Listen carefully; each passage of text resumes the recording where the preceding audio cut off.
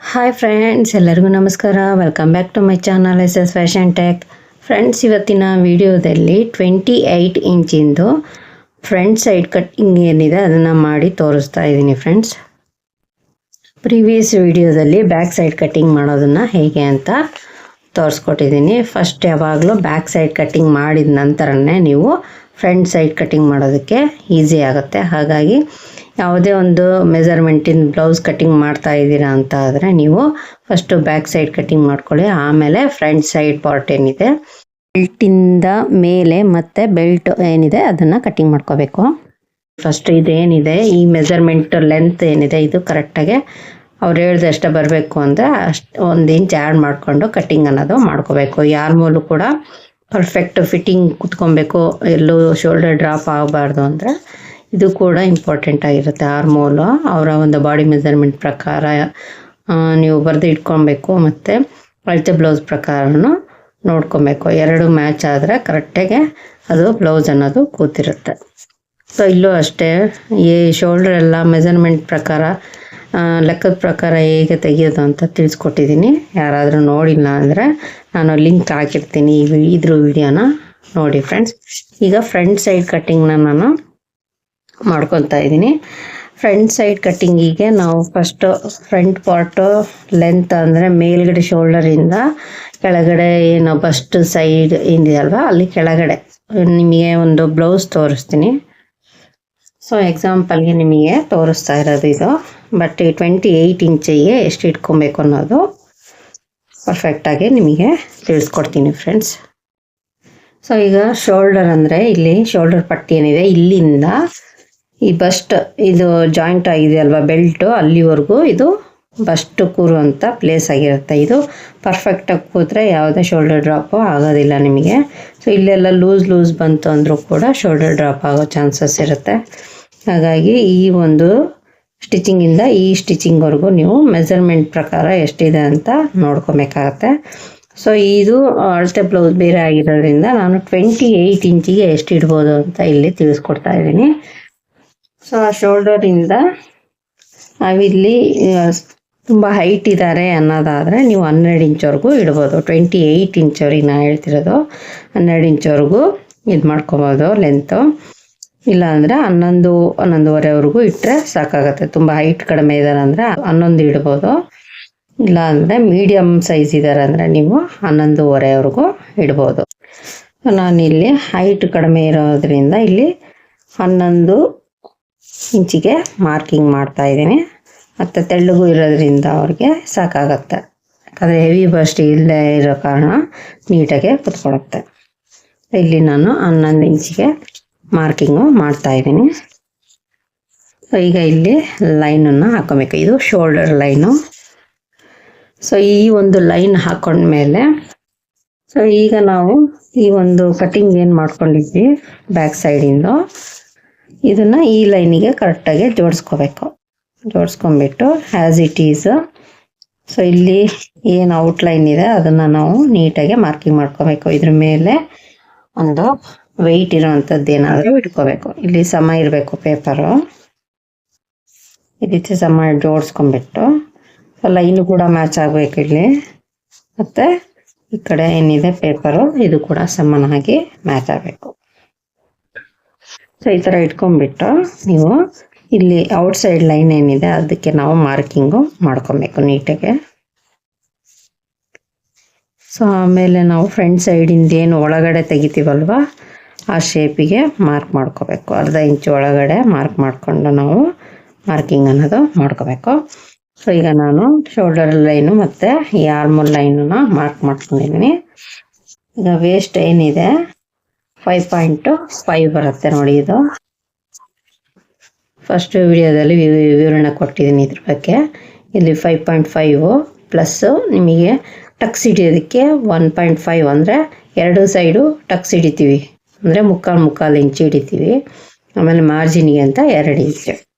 So ನಾವಿಲ್ಲಿ 5.5 ಅಂದರೆ 22 ಇಂಚು ಇದು ಸೊಂಟ ಸುತ್ತಳತೆ ಬರುತ್ತಲ್ವ ಅದನ್ನು 4ಇಂದ ಡಿವೈಡ್ ಮಾಡಿದ್ದೀವಿ.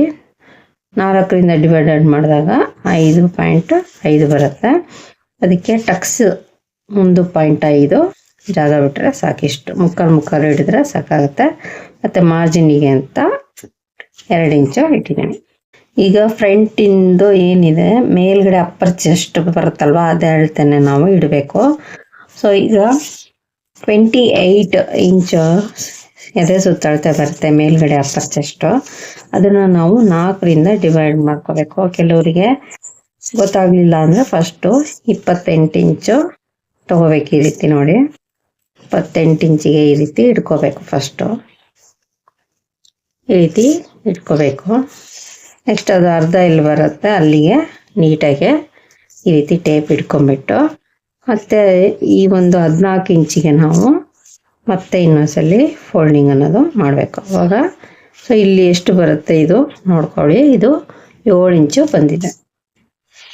ಸೊ ಹಾಗಾಗಿ 28 ಇಂಚನ್ನ ನಾವು 4ರಿಂದ ಡಿವೈಡೆಡ್ ಮಾಡಿದಾಗ 7 ಬರುತ್ತೆ. ಅದನ್ನು ನಾವಿಲ್ಲಿ ಮಾರ್ಕಿಂಗ್ ಮಾಡಬೇಕು. ಆಮೇಲೆ ಇಲ್ಲಿ ಟಕ್ಸ್ ಹಿಡಿತಾರೆ, ಆರ್ಮೋರ್ ಹತ್ರ ಟಕ್ಸ್ ಏನು ಹಿಡಿತೀವಿ ಅದಕ್ಕೆ ಒಂದು ಅರ್ಧ ಇಂಚು ಆ್ಯಡ್ ಮಾಡಬೇಕು.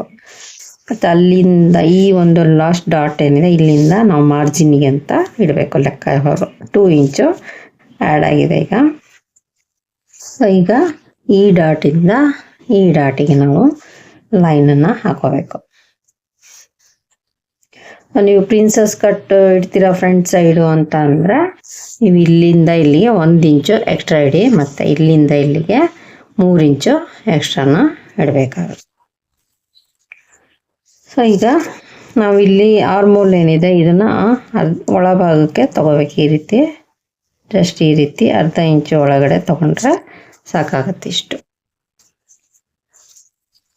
ಈಗ ನಾವು ನೆಕ್ಕು ಅವರ ಒಂದು ಹೈಟ್ ಪ್ರಕಾರ ಇಡಬೇಕಾಗತ್ತೆ. ತುಂಬ ಹೈಟ್ ಕಡಿಮೆ ಇದೆ ಅಂದರೆ 5.5 ಸಾಕಾಗುತ್ತೆ. ಮೀಡಿಯಮ್ ಹೈಟ್ ಇದ್ದರೆ 6, ತುಂಬ ಹೈಟ್ ಇದ್ದರೆ 6.5ವರೆಗೂ ಇಡ್ಬೋದು. ನಾನು ಇಲ್ಲಿ 6 ಇಂಚು ಇಡ್ತಾ ಇದ್ದೀನಿ.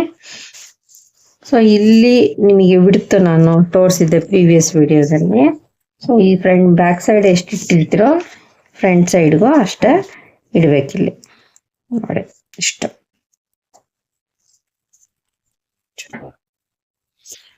ಸೊ ಈಗ ಈ ಒಂದು ಬಿಡ್ತು ಎಷ್ಟು ಬಂತು ನೋಡ್ಕೊಳ್ಳಿ. 2 ಕಾಲಿದೆ.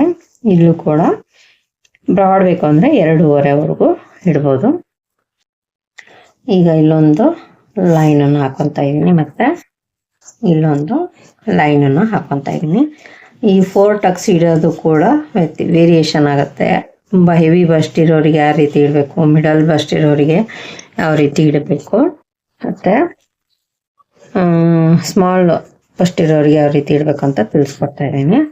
ಇಲ್ಲಿ ಮಧ್ಯ ಡಾಟ್ ಇಡೋದು ಕೆಲವರಿಗೆ ಗೊತ್ತಾಗಲ್ಲ, ಎಷ್ಟು ಗ್ಯಾಪಲ್ಲಿ ಮಾರ್ಕ್ ಮಾಡಬೇಕು ಅನ್ನೋದು ಗೊತ್ತಾಗ್ತಾ ಇರಲ್ಲ. ಇದನ್ನು ಕೂಡ ಲೆಕ್ಕದ ಪ್ರಕಾರ ತಿಳಿಸ್ಕೊಡ್ತೀನಿ. ಎಲ್ಲ ಮೆಜರ್ಮೆಂಟ್ ಬ್ಲೌಸಿಗೂ ಈ ಮೆಥಡ್ನೇ ಫಾಲೋ ಮಾಡಿ ಫ್ರೆಂಡ್ಸ್. ಇದು 28 ಇಂಚಿಂದಲ್ವಾ ಇದು ನಾವು ಕಟ್ಟಿಂಗ್ ಮಾಡ್ತಾ ಇರೋದೀಗ.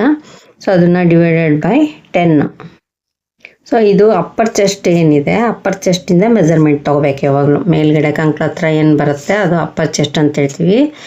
ಇಲ್ಲಿ ಮಧ್ಯ ಏನು ಬರುತ್ತೆ ಮಿಡಲ್ಲು ಅದು ಮಿಡ್ ಚೆಸ್ಟ್, ಅಂದರೆ ಅದು ವೇರಿಯೇಷನ್ ಮೇಲೆ ನಾವು ಟಕ್ಸನ್ನು ಇಡಬೇಕಾಗತ್ತೆ ಇಲ್ಲಿ. ಸೊ ಇದು ಕೆಳಗಡೆದು ಲೋಯರ್ ಚೆಸ್ಟ್ ಅಂತ ಹೇಳ್ತೀವಿ. ಈಗ 28 ಡಿವೈಡೆಡ್ ಬೈ 10. ಇಲ್ಲಿ ಯಾವುದೇ ಮೆಜರ್ಮೆಂಟ್ ಆದರೂ ಹಾಕೋಬೋದು. 30 ಇಂಚಿಂದು ಚೆಸ್ಟ್ ಆದರೆ 30 ತಗೊಳ್ಳಿ, 40 ಇಂಚಿಂದಾದರೆ 40 ತಗೊಂಡು 10ನಿಂದ ಡಿವೈಡೆಡ್ ಮಾಡಿದರೆ ಎಷ್ಟು ಬರುತ್ತೆ ಅನ್ನೋದು ಇಲ್ಲಿ ಗೊತ್ತಾಗುತ್ತೆ ನೋಡಿ. 2.8 ಅಂದರೆ ನಾವು 3 ಇಂಚ್ವರೆಗೂ ಇಡ್ಬೋದು. ಸೊ ನಾನೀಗ ಇಲ್ಲಿ 3 ಇಂಚಿಗೆ ಮಾರ್ಕಿಂಗು ಮಾಡ್ತಾ ಇದ್ದೀನಿ.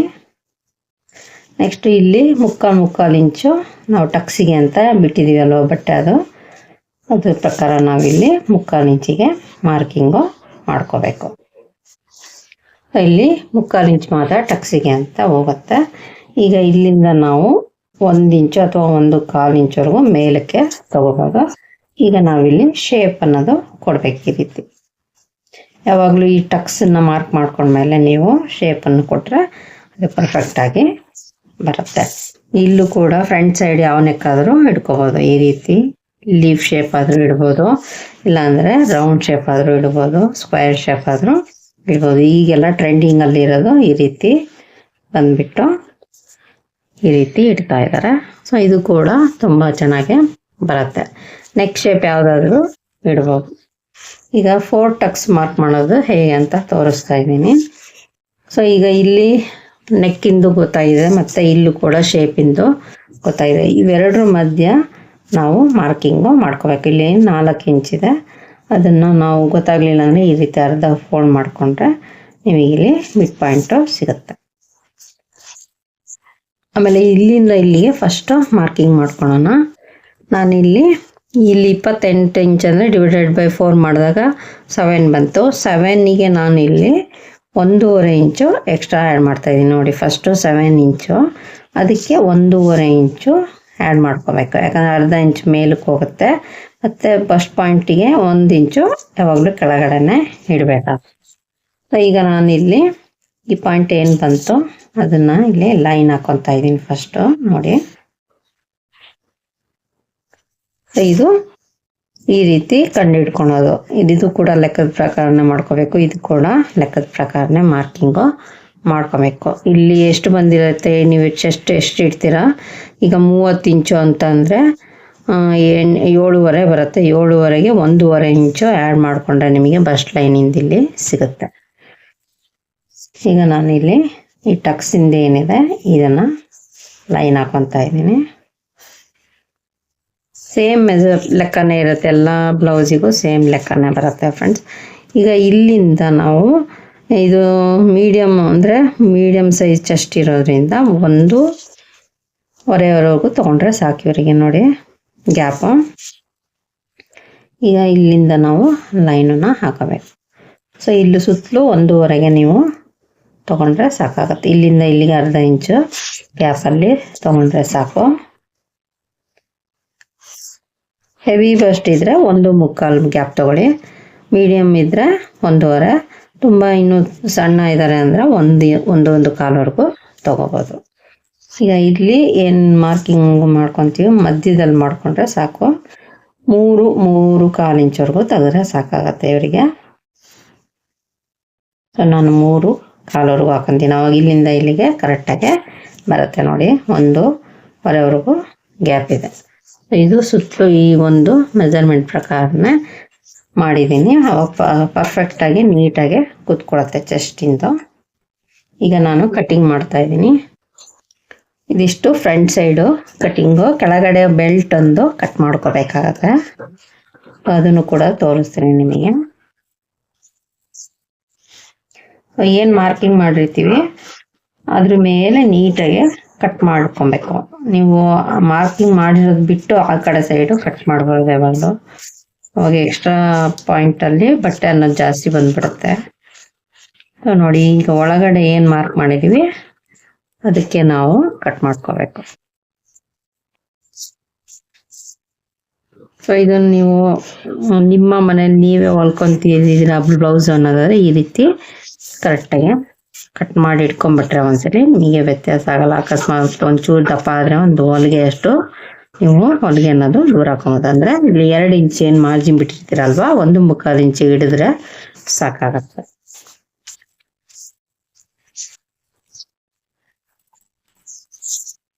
ಈಗ ಫ್ರಂಟ್ ಸೈಡ್ ಏನಿದೆ ಯಾವಾಗಲೂ ನಾವು ಫುಲ್ ಕಟ್ ಮಾಡ್ಕೊಬಾರ್ದು, ಸ್ವಲ್ಪನೇ ಕಟ್ ಮಾಡ್ಕೋಬೇಕು. ನೋಡಿ ಈ ರೀತಿ. ಇದು ಯಾಕೆ ಅಂದರೆ ಇದು ಲೈನ್ ನೆಕ್ ಬಿಡ್ತು ಗೊತ್ತಾಗಲಿ ಅಂತ. ಈಗ ನಾನು ಇದೇನಿದೆ ಈ ಶೇಪಿಗೆ ಕಟ್ ಮಾಡ್ಕೊತಾ ಇದ್ದೀನಿ. ಈಗ ಟ್ರೆಂಡಿಂಗಲ್ಲಿ ಇರೋದ್ರಿಂದ ಇದು ಈ ರೀತಿ ಕಟ್ ಮಾಡ್ಕೋಬೇಕು.